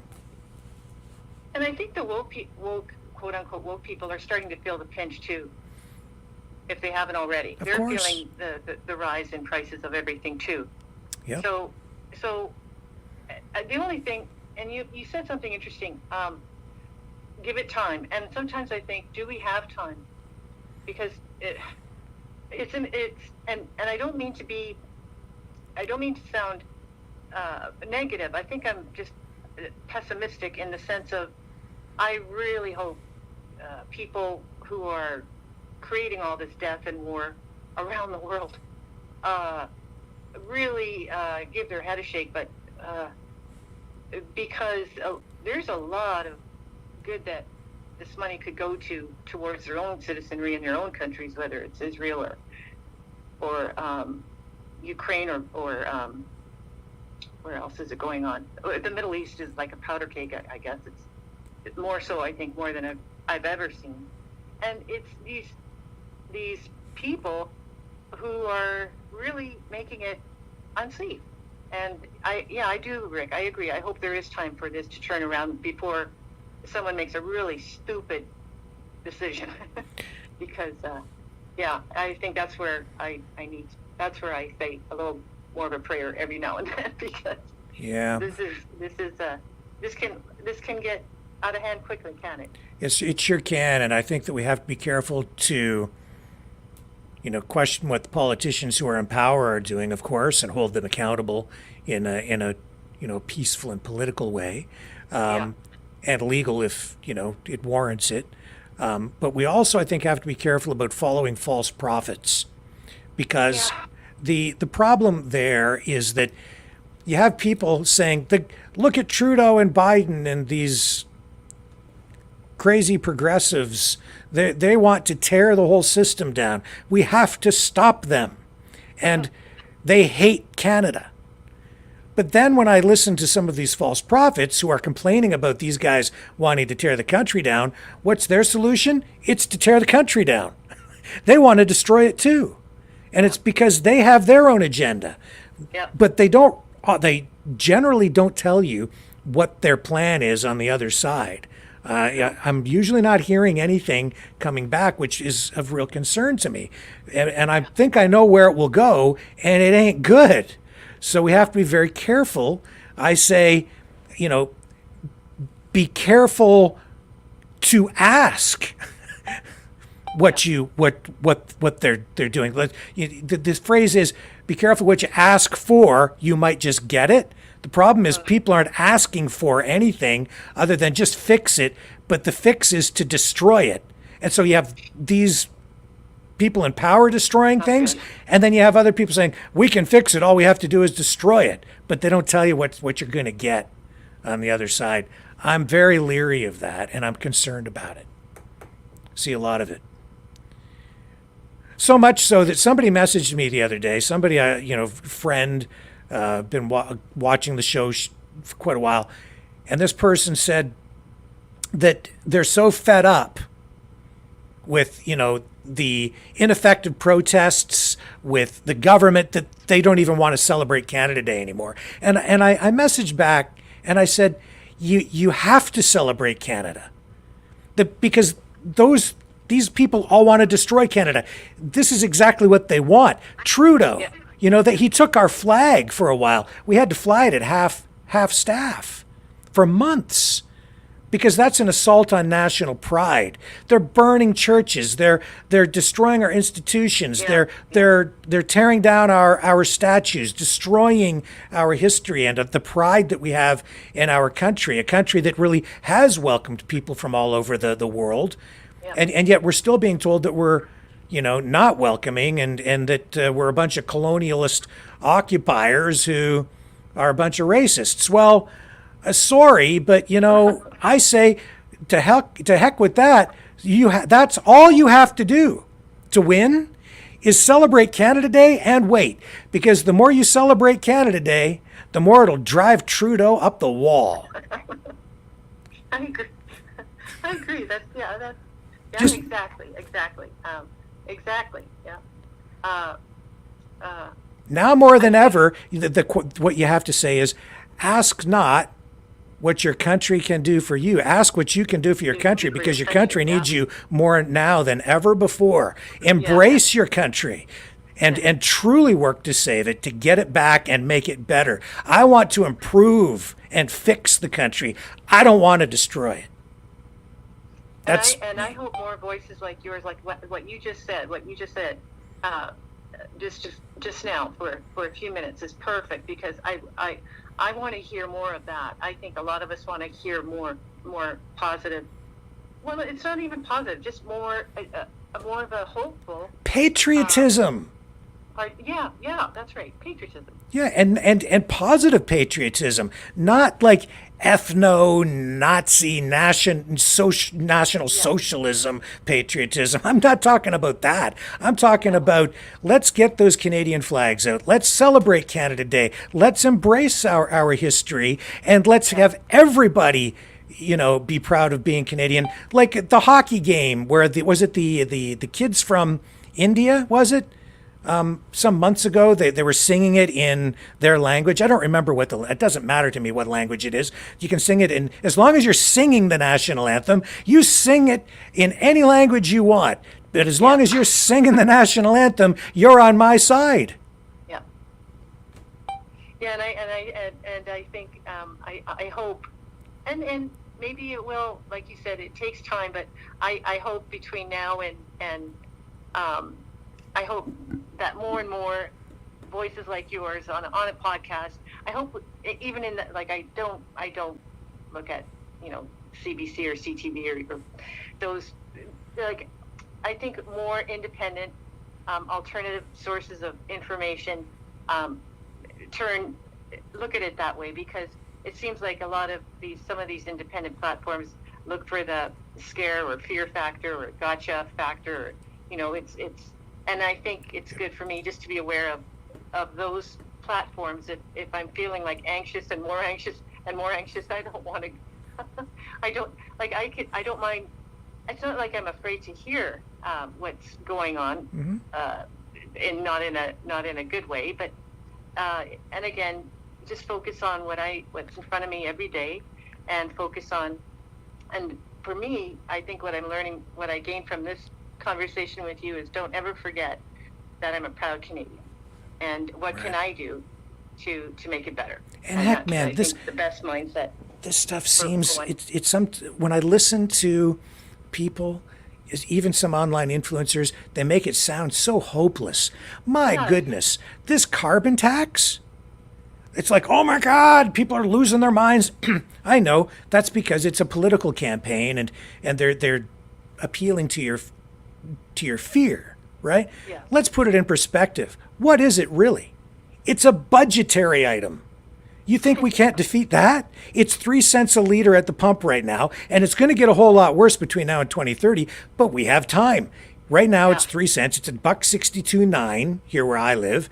It's much more out in Vancouver, but that's all fixable. It's not like, oh, it's the end of the country. No, it's 3 cents a liter now, and we have time. It's a budget item. So get to the polls, change it. It's fixable. Yeah. It's pretty simple, really. Yeah. I can just a stroke of a pen and, change a couple of decimal points and get rid of the tax. Yeah. No need for despair. Just step up to the plate and vote and campaign and make people aware. And that's all you have to do. And celebrate Canada Day. Don't abandon it. That's what they want. Okay. I will. All right. I really appreciate you calling in tonight. Thanks, Rick. I enjoyed it. Have a nice evening. You too. You take care. Thank you. Bye-bye. Take care. Okay, folks, we still have a few minutes here. If somebody else wants to call, you can dial in at 519-401-1373. Going to run that little promo again, so you guys can call in. I'm going to take a little quick break here, and we'll come back after this.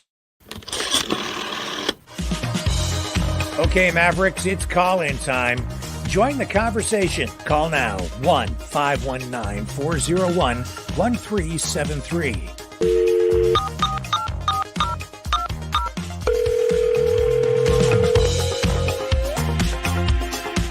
One 519-401-1373. Exercise your right to free speech.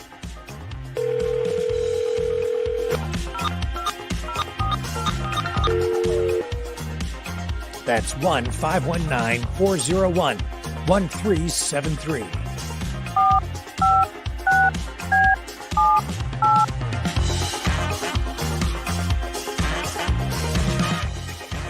That's 1-519-401-1373. Maverick News. Call now. The world is watching and listening to you.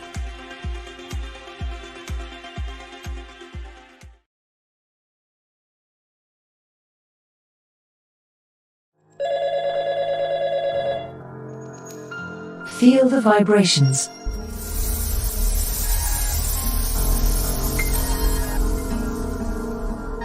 Our quest continues.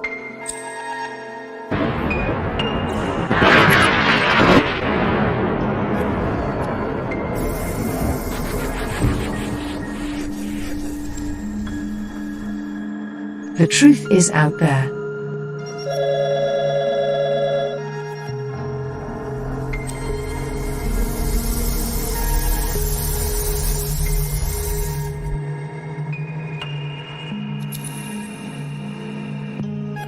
We are Mavericks.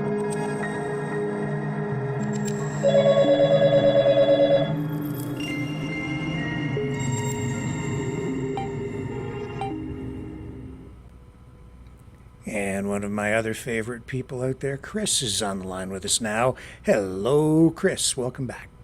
Hi, Rick. How are you doing? I'm just fine. What's on your mind? Well, I'm going to tell everybody that I was the one that messaged you about Canada Day because I want to talk about that. Sure. So I'm not going to hide it.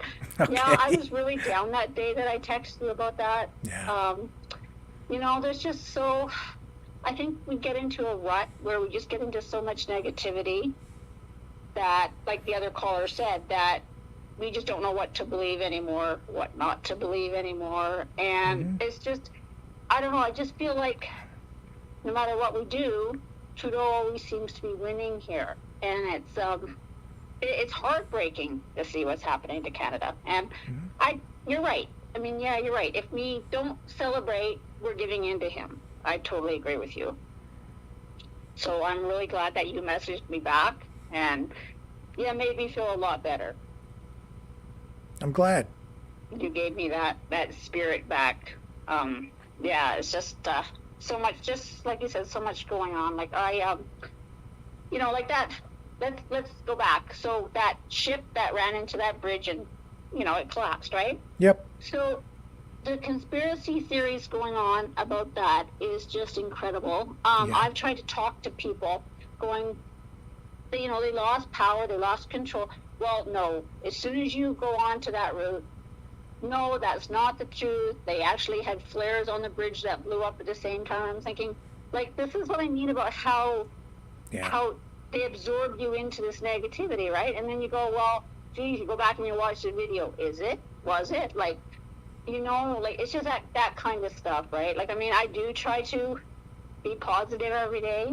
Yep. Not the weather's nicer now, the snow's, I can actually see my grass now, the birds and everything like that. So I do try to go up for walks every day. I do try to be positive. I got to see my grandsons over the weekend, which is always awesome.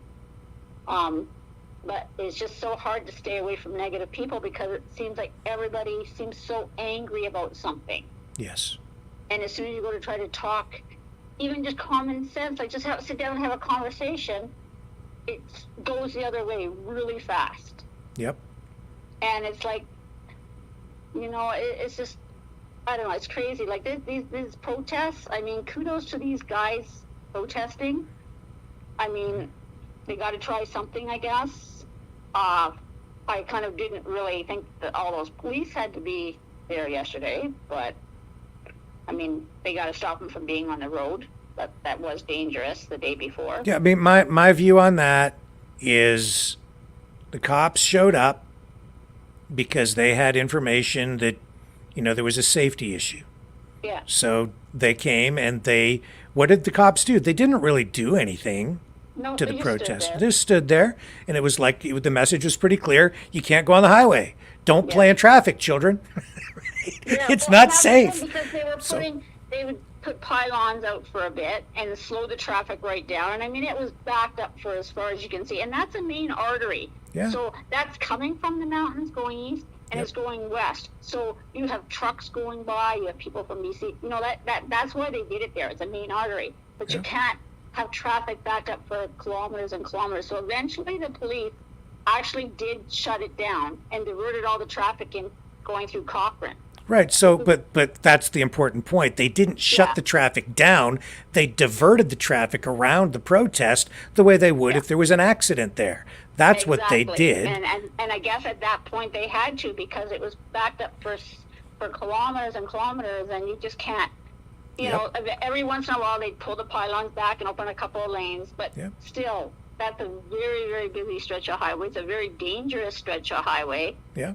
And it's not even a service road they're on. All it is it's kind of like you pull over as a rest stop kind of thing on each side of the highway. That's all it is. They're not really service roads. They're just like pull-ins, and you can have a little break or whatever. So that's where they're all camping and stuff. Gotcha. Right.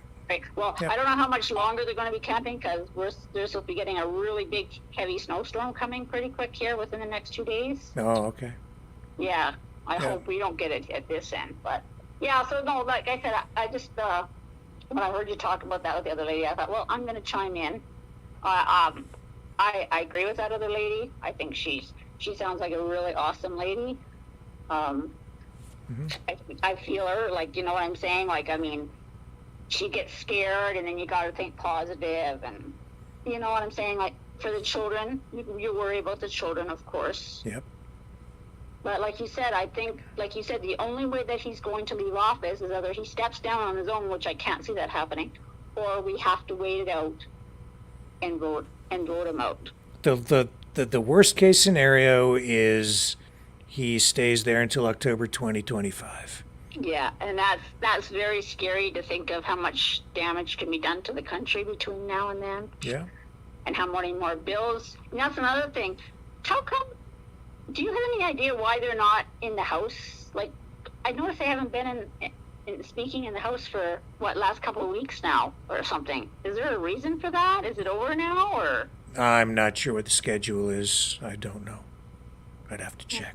Yeah, I just find it strange that they're kind of traveling all over doing all this stuff. But one thing that a lot of people, I guess in Alberta, are a little bit upset.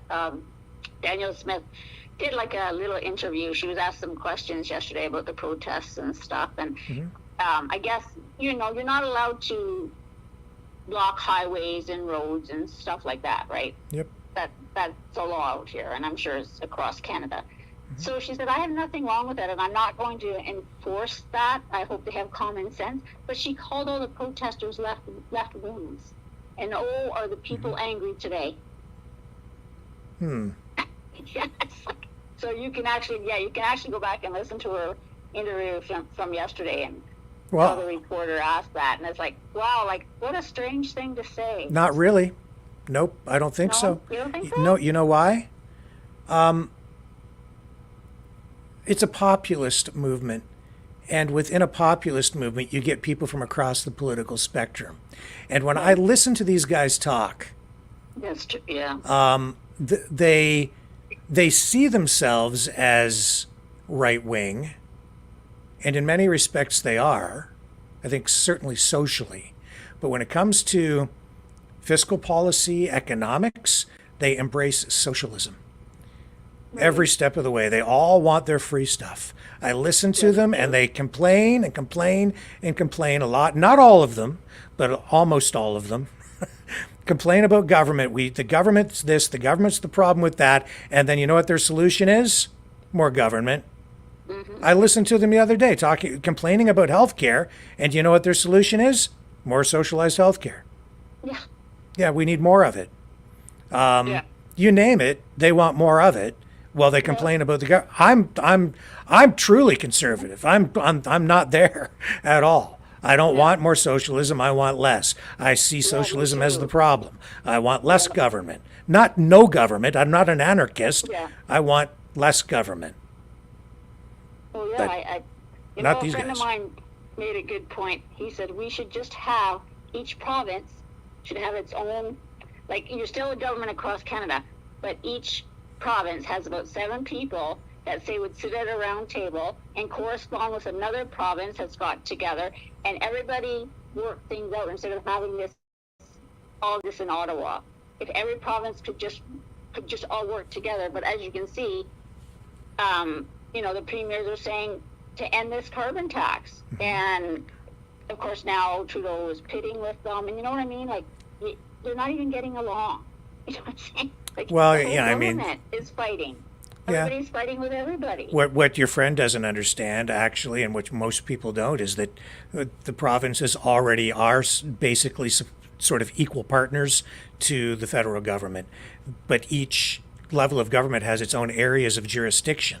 So there are some things that are dealt with provincially and other things that are dealt with federally, some things that are joint. Energy is one of those areas that is sort of an area of joint jurisdiction. There are just certain aspects of energy and taxation of energy that the different levels of government have jurisdiction over. That's why you have provincial and federal taxes on energy, and there are provincial regulations on energy extraction and production, oil drilling, things like that. And then there are the federal layers to it as well, right? Healthcare is an area of provincial jurisdiction, but the federal government has sort of overarching jurisdiction as well, because they provide transfer payments through the federal health care acts. So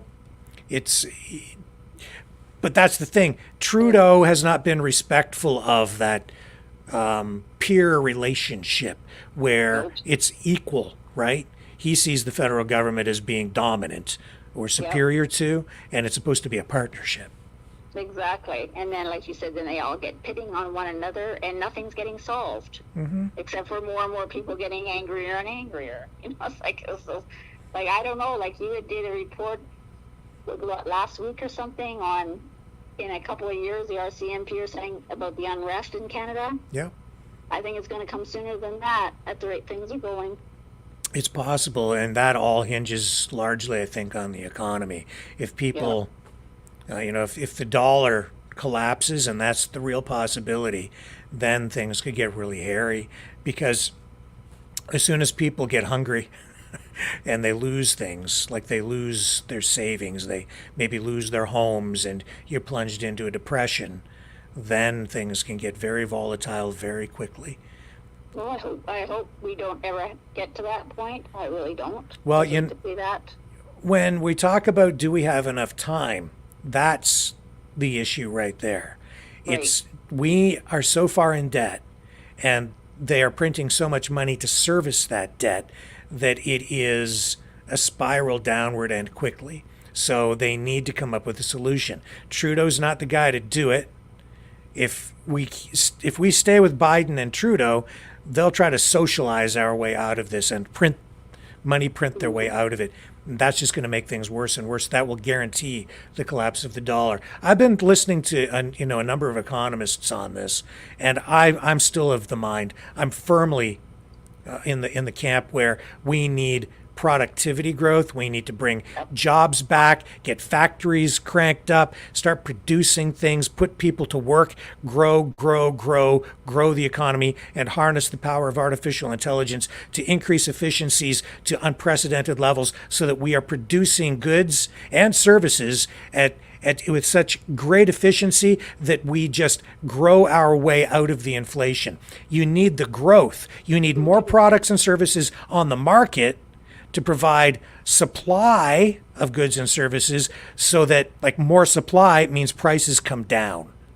That's the solution to the whole darn problem. And start to export again around the world. And that doesn't mean we have to go to war with China. They can be prosperous too. We just need to find our areas of expertise and specialty and focus on the things we do best and produce those goods and services. And hopefully those goods and services are not from, on the military side. There's been far too much of that. Right.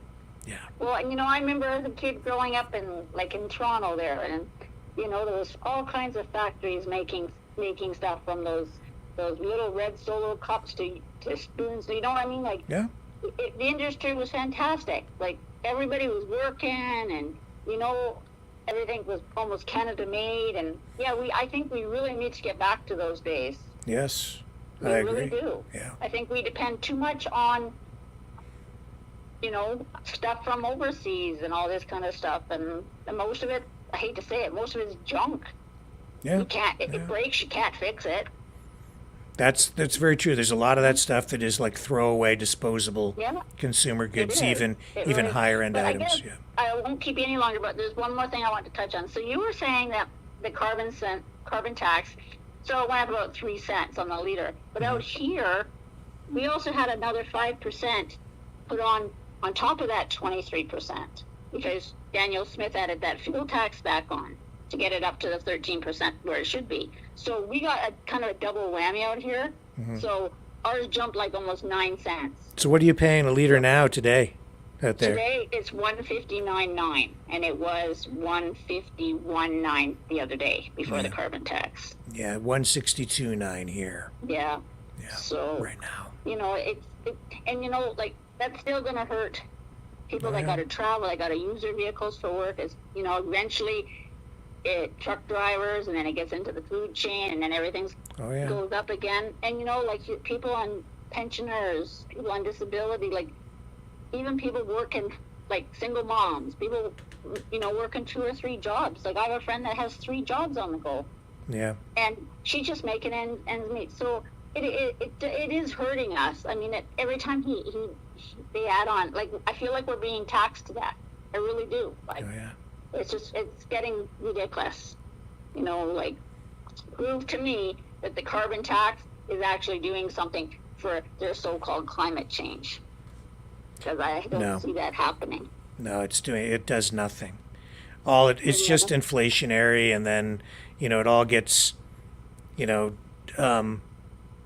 cycled through the system so that it really doesn't ultimately have any impact, because people need to buy the fuel one way or another. Yeah. In the end, what ends up happening is people demand higher wages. It just takes time for things to equalize again. And then that fuels more inflation and more and more and more. So you never really get ahead. The products and services are worth what they're worth. You can use taxes to curb consumption on some items, but on a staple product like fuel, it's a misguided economic policy, because it destroys the economy. He'll end up collecting less in tax revenue overall because it will result in degrowth. Right. Yeah, because everything becomes more expensive. People will consume less. As they consume less, it sends market signals to the producers to produce less, and then you get less and less. That's what happens with energy. You want to stimulate the economy. You want to grow your way out of this. You want to get out of this problem. Make the energy cheap. And if you're not going to do it with gasoline, then you better come up with an alternative, and right quick too, because people need energy and they need it cheap. And we have lots of it. We should be using it, as far as I'm concerned. Well, that's what I mean. Look at all the resources we have in Canada. Yeah. Right? Yeah. Just saying. But yeah, it is going to hurt a lot of people. There's just no doubt about it. People are going to struggle more and more. And like I said, prove to us. And like, they say you get more. He keeps saying you get more back. Well, you don't. Because if you think about it, all year long, you're using stove furnaces, electricity, all this stuff that you pay carbon tax. Every time you buy food, everything's included, right? Mm-hmm. So a single person maybe gets what? I don't even get $200 every 4 times a year. Like, that's nothing compared to what I've paid all year. So he's lying when he says you get more back, because you don't. That's right. You don't. Do you think he's going to give you more back? Because if that's the case, why are you taking it? Yeah. It just doesn't make any sense. But anyways, Rick, I just wanted to chime in tonight. I hadn't talked to you for a while. Well, I mean, on the phone. Yeah. Are you going to celebrate Canada Day? Oh yeah, I'll probably with my grandsons. Awesome. That'll drive JT right around the bend. Well, and we have in our town really the one time of the year is when they do the fireworks, and they're really spectacular here. So I'll be taking my grandsons to that for sure. Yeah. So yeah, you convinced me after that. I got to thinking, well, yeah, you're right. But I was just didn't know what to think that day. I was just getting bombarded by so much negativity. It's like, sometimes it's just better to sit at home alone just to go out in the world. I'm telling you. Yeah.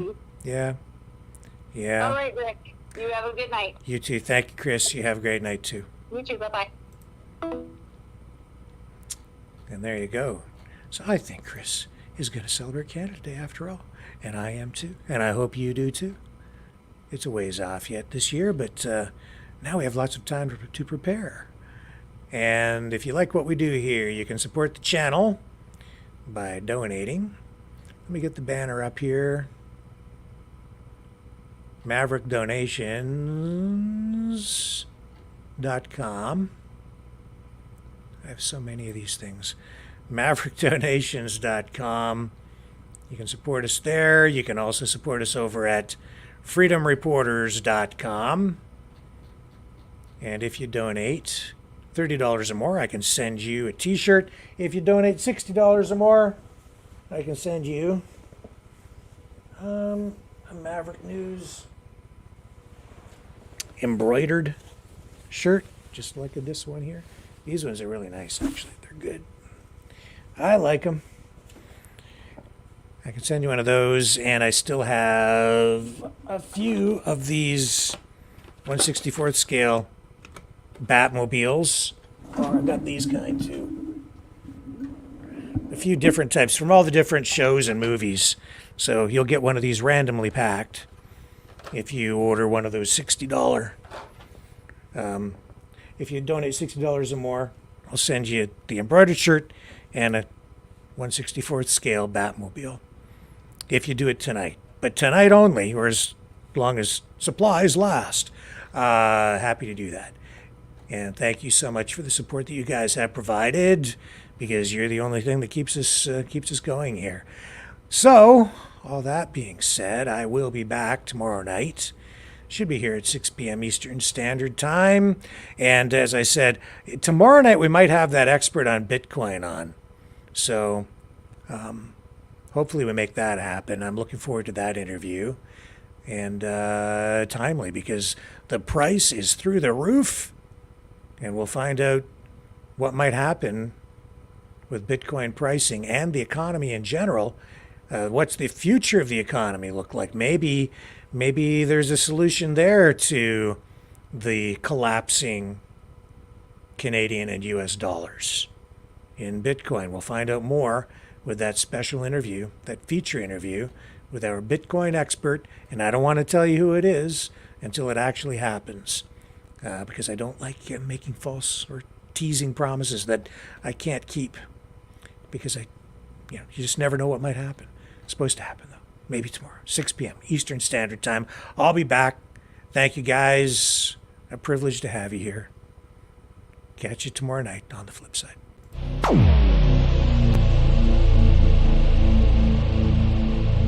This has been a Maverick Multimedia production.